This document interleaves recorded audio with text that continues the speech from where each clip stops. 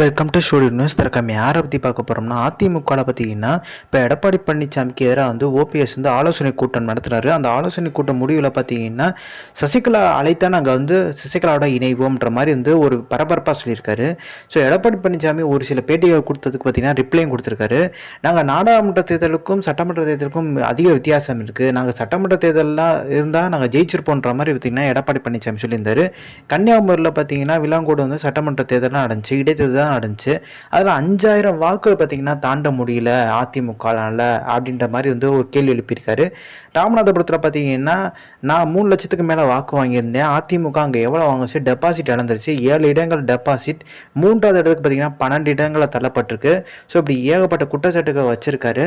So AIADMK பார்த்தீங்கன்னா ஒன்றிணையணும்னு சொல்கிற மாதிரி பார்த்தீங்கன்னா இவ்வளோ நாள் நாங்கள் சொல்லிட்டு இருந்தோம். ஒன்றிணைய வாய்ப்பு இல்லைனா எடப்பாடி பழனிசாமி இல்லாத அதிமுக உருவாக்குறதுக்கு பார்த்தீங்கன்னா தயாராகிடுச்சு. இது இன்னும் விரைவில் கொஞ்ச நாள் நடக்கும்ன்ற மாதிரி சொல்லியிருக்காரு. ஸோ ஓபிஎஸ் பார்த்தீங்கன்னா சசிகலாவோட பார்த்தீங்கன்னா இணையது உறுதியாயிருச்சு. ஏன்னா வைத்தியலிங்கம் பார்த்தீங்கன்னா சசிகலாவோட தொடர்பில் தான் இருக்கார், பேச்சுவார்த்தை நடத்திட்டு தான் இருக்காரு. அதே மாதிரி பார்த்தீங்கன்னா வைத்தியலிங்கம் மட்டும் கிடையாது, வேலுமணி, அது செங்கோட்டையன், இவங்கெல்லாம் பார்த்தீங்கன்னா சசிகலா பக்கம் போகிறதுக்கான வாய்ப்பு இருக்குது. அப்புறம் பார்த்தீங்கன்னா செம்மலையி, தம்பிதுரை, இவங்கெல்லாம் பார்த்தீங்கன்னா திடீர் அண்டர் பெல்ட்டி அடிக்கிறதுக்கு வாய்ப்பு இருக்குது. எடப்பாடி பழனிசாமி தலைமையை நம்பி இது வேஸ்ட்டு. ஏன்னா வந்து எடப்பாடி பழனிசாமியை எதுக்கு நம்புகிறாங்க, முதலமைச்சர் இருந்த காலகட்டத்தில் பார்த்தீங்கன்னா பெரிய லெவலில் வந்து சம்பாதிக்க விட்டார். எடப்பாடினா சம்பாதிக்க விடுவார், ஃப்ரீயாக விடுவார். அதனால தான் எடப்பாடியான்னு சொல்லிட்டு எல்லாருமே சொல்லியிருந்தாங்க. ஆனால் காலம் போக போக பார்த்தீங்கன்னா இப்போ வந்து மாவட்ட செயலாளர் தான் பார்த்தீங்கன்னா எந்த எலெக்ஷன்னாலுமே செலவு பண்ணணும், நீங்கள் தான் பொறுப்பு. இப்போ மாவட்ட செயலாளர்னா பார்த்தீங்கன்னா இவ்வளோ நாள் வந்து கஷ்டப்படாமல் வந்து எடப்பாடி தான் ஸ்வீட் பாக்ஸ் கொடுத்துட்டு இருந்தார். இப்போ திடீர்னு அவங்க ஸ்வீட் பாக்ஸ் எடுக்கணும்னு சொல்லி எடப்பாடி பழனிசாமி உத்தரவு போடும்போது அதெல்லாம் எடுக்க முடியாதுங்க, உங்களுக்காண்டி தான் நாங்கள் வந்து உங்களை போய்ச்சராக்கணும்ல, உங்களுக்கு தான் இதில் வந்து அதிக லாபம், நீங்கள் தான் இல்லை எந்த தேர்தல்னாலுமே வந்து ஸ்வீட் பாக்ஸ்னாலும் எடுக்கணுன்ற மாதிரி பார்த்தீங்கன்னா ஒரு நெருக்கடி கொடுக்க ஆரம்பிச்சிட்டாங்க. இடைத்தேர்தலில் கூட பார்த்தீங்கன்னா புறக்கணிக்கிற ஒரு சூழ்நிலை பார்த்தீங்கன்னா அதிமுகவுக்கு உருவாயிடுச்சு. இதுக்கு முக்கியமான காரணம் சட்டமன்ற தேர்தல். விலாங்குடியை நீங்கள் வந்து நினச்சி பார்த்தா தெரியும், 5000 ஓட்டுன்றது மிகப்பெரிய லெவலில் பார்த்தீங்கன்னா அதிமுகவுக்கு கேவலம். ஸோ இந்த தேர்தலும் நடந்துருமோன்ற ஒரு பயம். அதே மாதிரி இந்த நம்மளுக்கு தெரியும் விவசாயம் இறந்து போனாங்க அப்படிங்களா, இதுக்கு வந்து கவர்மெண்ட் சார்பில் வந்து 10 லட்சம் கொடுக்குறேன்னு சொல்லியிருக்காங்க. பட் இந்த 10 லட்சம் கொடுக்குறாங்கன்னு சொல்கிறதுக்காண்டி பார்த்தீங்கன்னா மிகப்பெரிய லெவலில் வந்து இதை வந்து விடவே முடியாது. எடப்பாடி பழனிசாமி என்ன சொல்லியிருக்காரு, திமுகவோட அதிகாரத்தில் நிறைய பேர் பார்த்திங்கன்னா மிஸ்யூஸ் பண்ணியிருக்காங்க. ஸோ இந்த அங்கே இருக்க விசசாரம் விடுத்த இடம் பார்த்திங்கன்னா மையப்பகுதி, சிட்டியோட மையப்பகுதின்னு சொல்லிட்டாங்க. அதனால் பார்த்திங்கன்னா நடவடிக்கை எடுக்கணும்னு சொல்லிட்டு இப்போ திமுக பயங்கரமாக அட்டாக் பண்ணி பேசியிருக்காரு.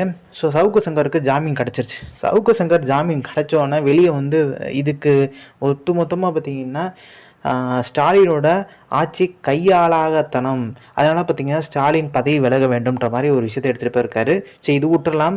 ஸோ சசிகலா மேட்டர் வந்துடலாம். சசிகலா பார்த்திங்கன்னா மிகப்பெரிய லெவலில் வந்து ஆலோசனை திருப்பியும் பண்ண ஆரம்பிச்சிட்டாங்க.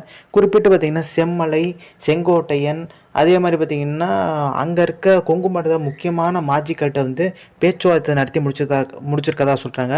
இதன் முடிவில் என்ன ஆக போகுதுன்னா அதிமுகவில் மிகப்பெரிய லெவலில் இருக்க ஒரு பெரும்பான்மையை வந்து சசிகலா வந்து அவங்க கையில் வரப்போகிறதா சொல்கிறாங்க. திருப்பியும் பார்த்தீங்கன்னா ஷார்ட்டாக சொன்னால் ராஜா மாதாவாக ஆக போகிறாங்க, சின்னமாக ஆக போகிறாங்க. யார் யார் சசிகலான்னு சொன்னாங்க எல்லாருமே திருப்பி சின்னம்மான்னு காலில் உழுவ போகிறாங்க. இதுதான் பார்த்தீங்கன்னா ஃபைனலாக வந்து பார்த்திங்கன்னா கிளைமேக்ஸ் சொல்கிறாங்க. திருப்பி ராஜா மாதானா பெரிய லெவலில் என்ன பதவி இருக்கும், பொதுச்செயலாளர் பதவி தான், வேறு என்ன பதவி. ஏன்னா சசிகலா பார்த்தீங்கன்னா ஏற்கனவே கிளைம் பண்ணியிருந்தாங்க, என்னை வந்து பொதுச்செயலாளர் தேர்ந்தெடுத்துருந்தாங்க அப்படின்ற மாதிரி வந்து ஒரு வழக்கு தொடர்ந்துட்டு தான் இருந்தாங்க. இப்போ அந்த வழக்கில் பார்த்திங்கன்னா எல்லா வழக்கிலும் ஓபிஎஸ் வந்த வழக்கில் எல்லாத்துலேயும் பார்த்திங்கன்னா எடப்பாடி பழனிசாமி தான் ஜெயிச்சார். இது வந்து மறக்கவே முடியாது. ஆனால் ஓபிஎஸ்க்கு அதுவே பார்த்திங்கன்னா மிகப்பெரிய வினையாக போச்சு. இடைத்தேர்தலில் பார்த்திங்கன்னா அவரால் கிளைம் பண்ண முடியாமல் போயிடுச்சு. எல்லா வழக்கையும் தோல்வினால், அந்த தோல்வினால தான் பார்த்திங்கன்னா எடப்பாடி பழனிசாமிக்கு இரட்டை இலை கிடச்சிச்சு. அந்த தோல்வி இல்லாமல் இருந்தால், வழக்கே தொடராமல் இருந்தால் ஒருவேளை ஓபிஎஸ்க்கு கிடைக்கிறதுக்கான வாய்ப்பு இருந்தும் அவர் தவற விட்டார்ன்ற மாதிரி ஓபிஎஸ் ஆதரவாக இருந்தால் புகழேந்தி மிகப்பெரிய ஒரு குற்றச்சாட்டு வந்து தொடர்ந்து வச்சுருக்காரு. ஸோ இப்போ வைத்தியலிங்கம், ஓபிஎஸ், மனோஜ் பாண்டே இவங்கெல்லாம் பார்த்திங்கன்னா அணியில் இணைஞ்சு வந்து சசிகலாட்ட போகும்போது தென் மாவட்டங்கள் டேட்டா பகுதியில் பார்த்திங்கன்னா சசிகலா ஓபிஎஸ் கையில் கண்ட்ரோல் ஆகுது. வட மாவட்டங்களில் வந்து எடப்பாடி பழனிசாமி ஜெயிக்கணும்னா பாமக ஆதரவு வேணும். பாமக வந்து பாஜகவோட கூட்டணியில் இருக்காங்க. ஸோ கொங்கு மண்டலத்தில் பார்த்தீங்கன்னா ஜெயிக்கும்னா எஸ்பி வேலுமணி, செங்கோட்டை இவங்க ஆதரவு வேணும். ஸோ எல்லா இடத்துலையும் பார்த்தீங்கன்னா ஒரு பகையை உருவாக்கி வச்சிருக்காரு எடப்பாடி பழனிசாமி. இந்த தேர்தல் நெருங்கும் சமயத்தில் எடப்பாடி பழனிசாமிக்கு மிகப்பெரிய நெருக்கடி உண்டாகுன்றாங்க. ஸோ இந்த information like share subscribe. Thanks for வாட்சிங் திஸ் வீடியோ.